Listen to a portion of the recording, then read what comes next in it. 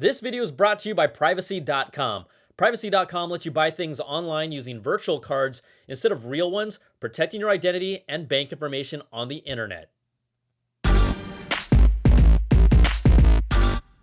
What's going on? Brian Song here, and welcome to the Apple Bits for everything, you know what, good and bad inside the world of Apple. There's a whole lot of products that we've been waiting for Apple to drop in October, like the new iPad Pros, the 16-inch MacBook Pro, maybe new AirPods, or the rumored Apple tags, but that might not be the case now. The latest report from Apple rumor reporter Ming-Chi Kuo says, hold on to your butts. He didn't actually say that, but he's a pretty solid track record, and he believes that Apple will launch the all-new iPad Pros in the first quarter of 2020 and not this year. Now, he reports the new iPad Pros will include a rear-facing 3D time-of-flight camera as well. It would be the first for an Apple product, and we've heard that the time-of-flight camera system will measure the time it takes for a laser or LED to bounce off objects in a room, and then it uses that information to build a 3D map of all of its surroundings that can really help with new photo or video features, as well as augmented reality applications. Now, previous rumors had linked this new camera system to the next-gen iPhones and iPad Pros in 2020, but not for the iPads that we were expecting to see in 2019 that may have now been moved to early 2020 from Kuo's report. Now, he still believes we'll see Apple announce the new 16-inch MacBook Pro this year with a larger display in the similar form factor, plus a scissor mechanism keyboard instead of the butterfly style that Apple touted for years and really has ended up being a big bust. And you just wait, all right? When you get back to that scissor keyboard, you're going to see why I've been making such a big fuss about the butterfly keyboard for years. Now, Kuo reports that after the 16-inch MacBook launches, future MacBooks arriving in 2020 will also switch over to the scissor keyboard design, which makes sense. The scissor keyboard offers really more depth when you hit the keys and won't be as prone to failure from heat, dust, or other debris that has plagued the current portable keyboard design. And then also, what about the iPhone SE 2? Earlier, Kuo reported it will have the guts of current iPhones with the A13 processor, 3 gigs of RAM, a similar form factor and design to the iPhone 8, and a single lens camera that will come out in the first quarter of 2020 as well. When I add all that up together, like, that honestly doesn't even sound like an iPhone SE. It sounds like Tim Cook basically saying, like, hey guys, what parts do we have hanging around that we need to get rid of? Tim, we've got a boatload of iPhone 8 shells. Okay, let's go with that. Hey Bob, what about cameras? Are there still a bunch of single lens components out there? We got them, Tim, we got them. Okay, let's throw that in too. So at least we keep them interested by throwing in the A13. You know, we'll still make margins, right, guys? Right? Yes? Okay, because if not, I don't want to do it. See, that's not the iPhone SE. That's the iPhone Frankenstein. He's alive! It's scary. Now, Apple's still selling iPhones from 4 or 5 generations ago at lower prices, but the reality is that people will still probably buy it. Like, come on, someone's going to buy it. And then let's wrap up this whole Ming-Chi Kuo portion of this video with this. Kuo reports that Apple will launch their AR headset in the second quarter of 2020. He expects it to go into production as soon as the fourth quarter of this year. Apple will cooperate with third-party brands to launch their first head-mounted AR product in 2020, with Changying Precision set to be the main supplier. Now, code found inside of iOS 13 and icons buried in it confirmed Apple's working on an augmented reality headset of some kind. Reports say Apple's AR headset will be an accessory to the iPhone and primarily be used as a display device, while the computing, networking, and positioning will all be handed off to the phone.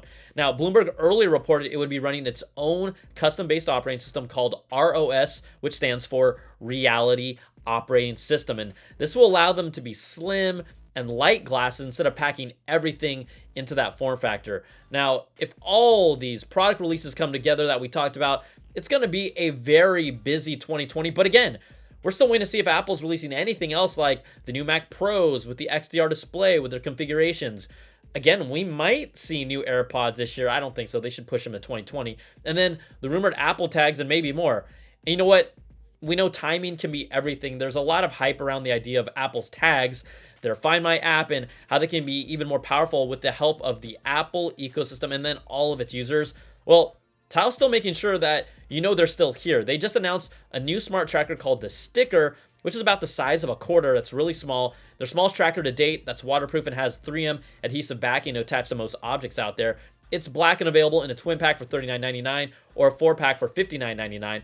They're also bringing the Tile Slim. It's the shape and thinness of 2 credit cards. It has a 3-year battery life and a louder speaker with a 200-foot range. It sells for $29.99. All right, the other big drop from Apple this week, macOS Catalina. Now, I'll be honest, I haven't even installed it yet because when everything is working as a video creator, and if you only have a single computer that's your workhorse and it's working just fine, like, it is not smart to just update just because something's new. So maybe I'll wait for the weekend to try it out. So I'm gonna give it a few more days to see really if any other major kinks come up before I review it. It's more of a transitional update to macOS. iTunes is gone, right? It's now split up in 3 apps with a music app, a podcast app, and an Apple TV app. Sidecar lets you use an iPad as a second display. I'm really curious to see if that really changes my workflow. And then iPad apps work on the Mac through its new Catalyst developer tool that allows them to be converted, but developers are already having problems with that process, according to Bloomberg's Mark Gurman.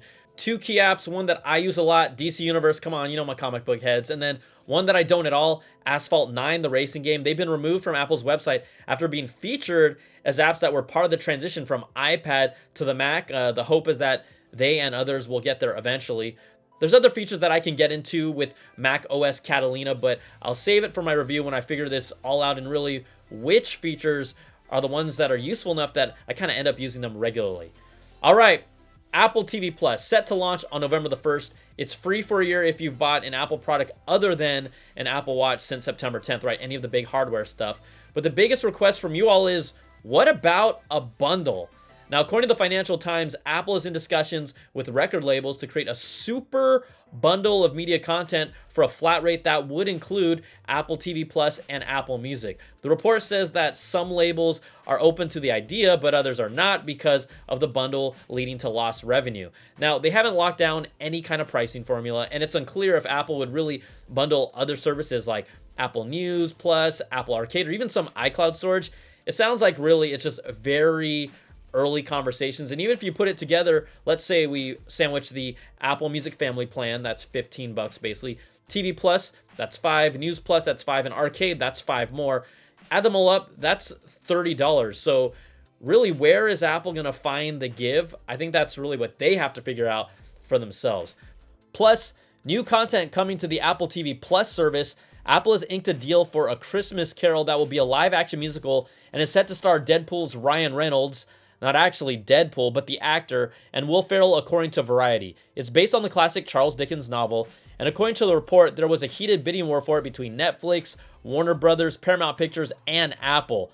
It could also see a theatrical release first, as some of the films, like the wildlife documentary The Elephant Queen, will appear in theaters before they debut on Apple TV+. And then sometimes, there's also a few interesting things that Apple puts up on its online store we're checking out. Now, for the first time ever, Apple is adding Microsoft's Xbox wireless controller to its store since it's compatible now with iOS 13 and honestly works great with Apple Arcade games. And if you haven't tried out the service, you got to check out my review of Apple Arcade. I think it's an awesome deal for gamers, especially if you have a family.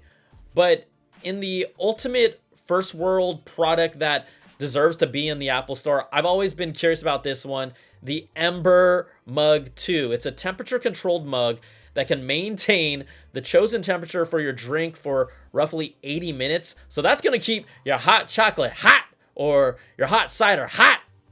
Like that. Yeah, you use an app to control it. You can save presets for favorite drinks, even custom color the LED on it because we all need that on a smart mug. It costs $99.95. Like I said, it's such a first world product, but I'm not going to lie, kind of intrigued.